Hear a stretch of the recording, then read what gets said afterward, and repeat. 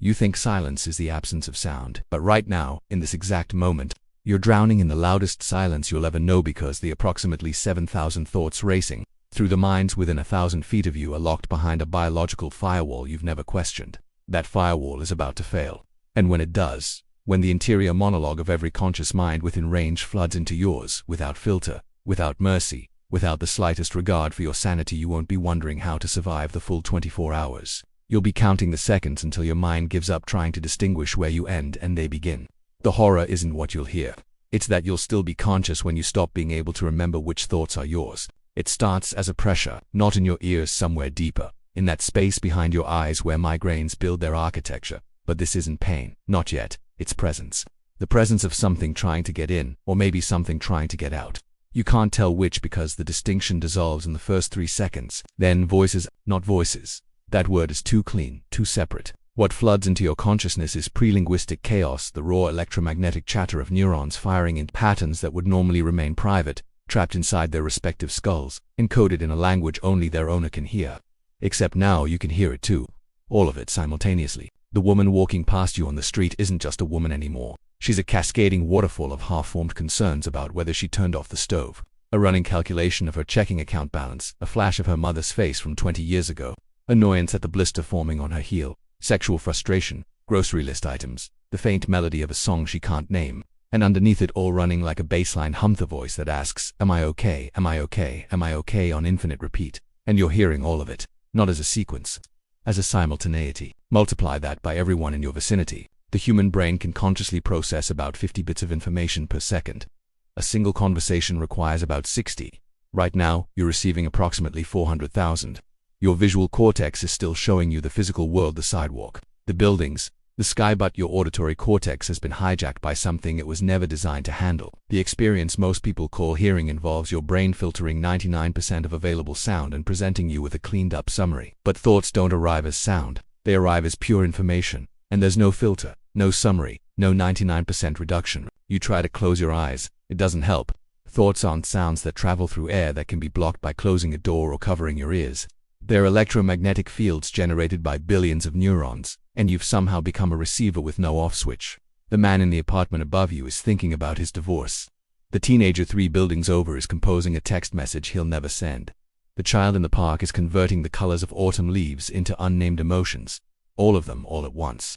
All inside you. Your first instinct is to run, get away from people, find somewhere empty. But this instinct is already compromised because you can hear yourself having it, and simultaneously you're hearing dozens of other people having their own versions of the same self-preservation impulse.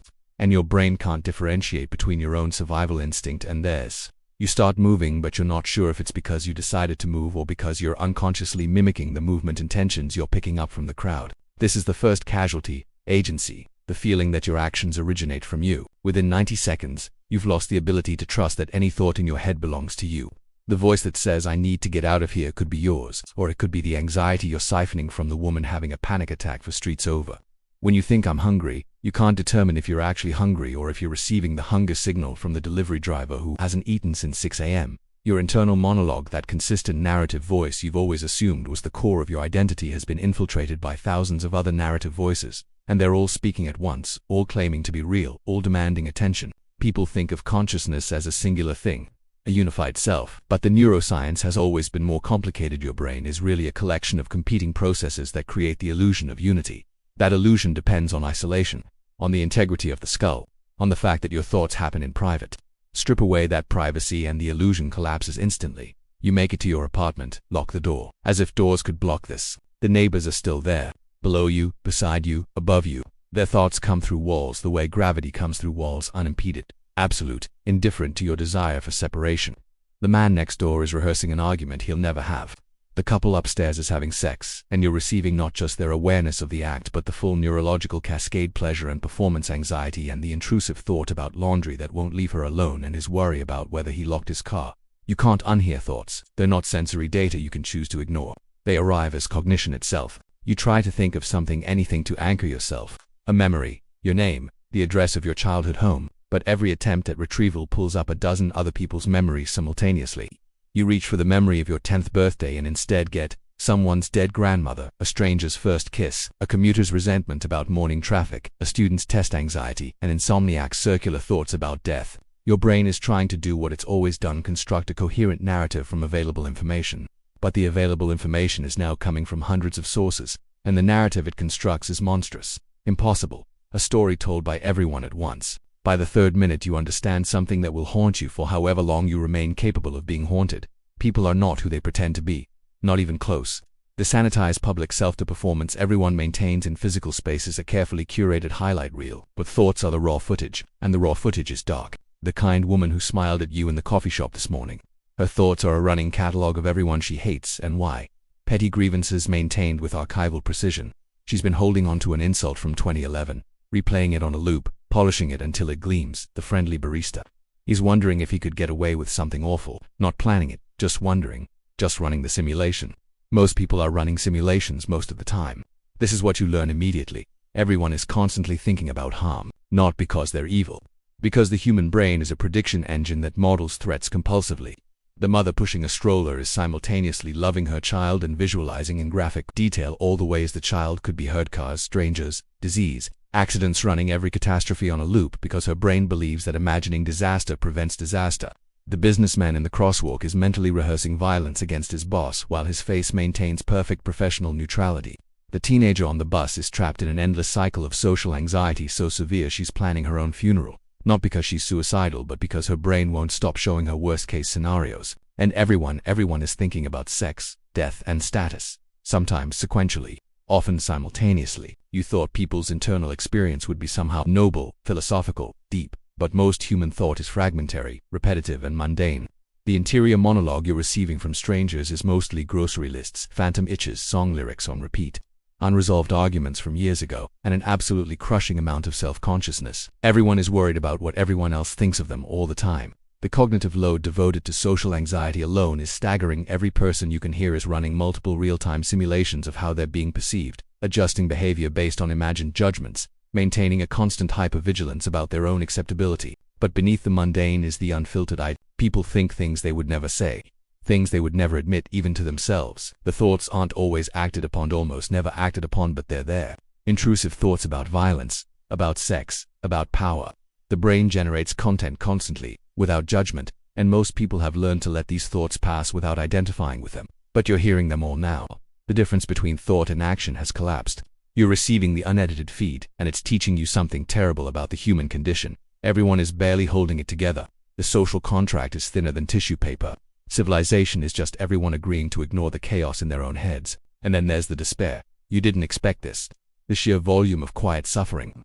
The man who looks fine is mentally begging for someone to notice he's not fine.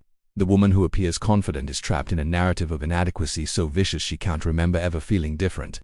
The teenager is already exhausted by existence. Every mind you can hear is carrying damage, old trauma playing on repeat, losses they've never processed, fears they've never spoken, and all of it compressed into a broadcast you can't escape. By the 10th minute, you realize something worse. You can hear yourself being heard.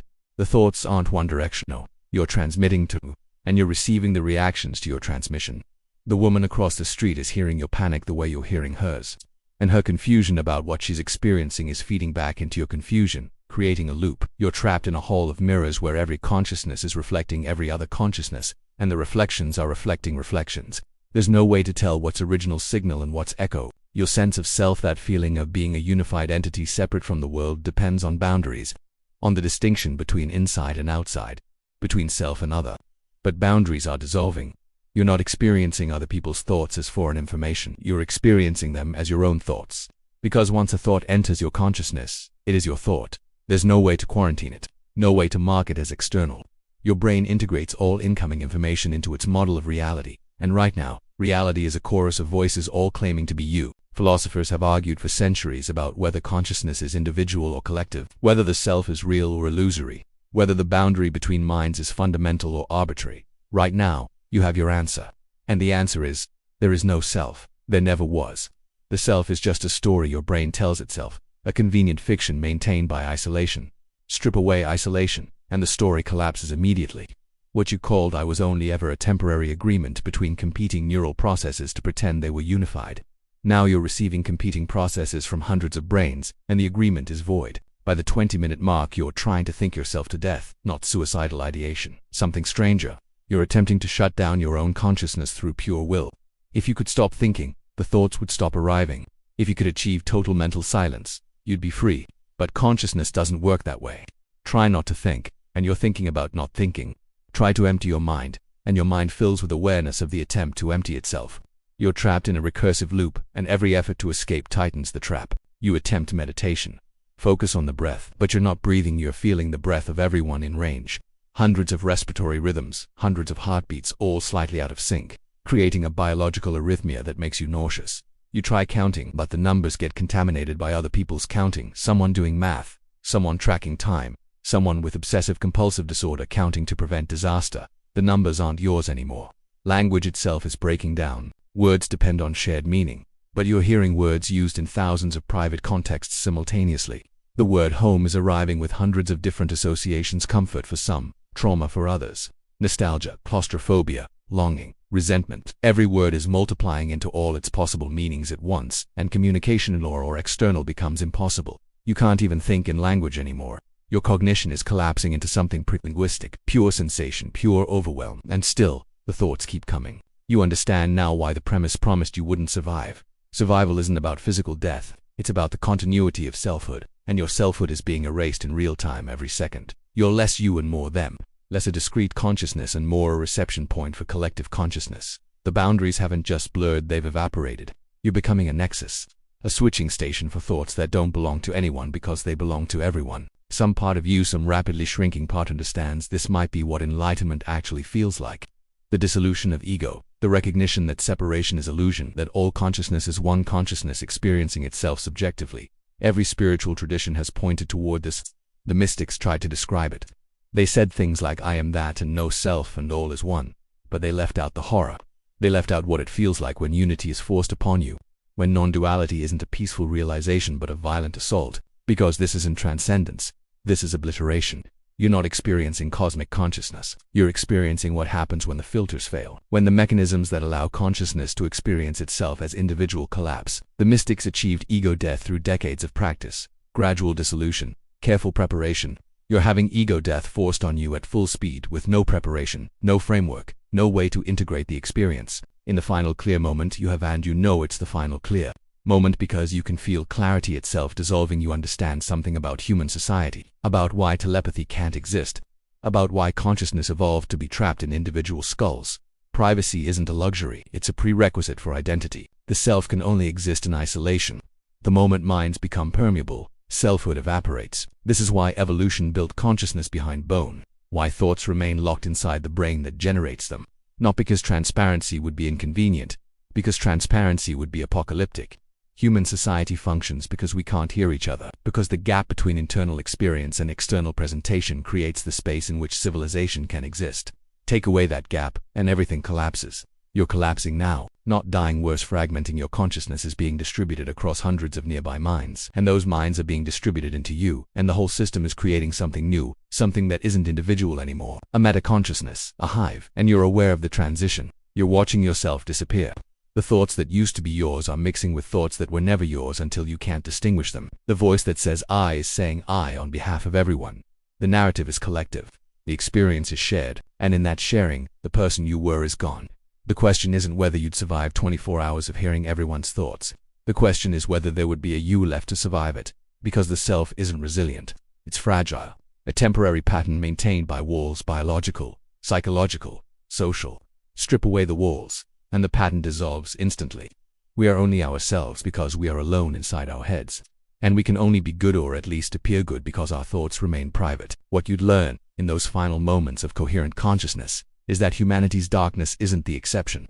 It's the baseline. And humanity's light, every act of kindness, every moment of genuine connection, is a miracle precisely because it emerges despite the chaos. We are not good people thinking bad thoughts. We are chaotic systems occasionally achieving goodness through tremendous effort.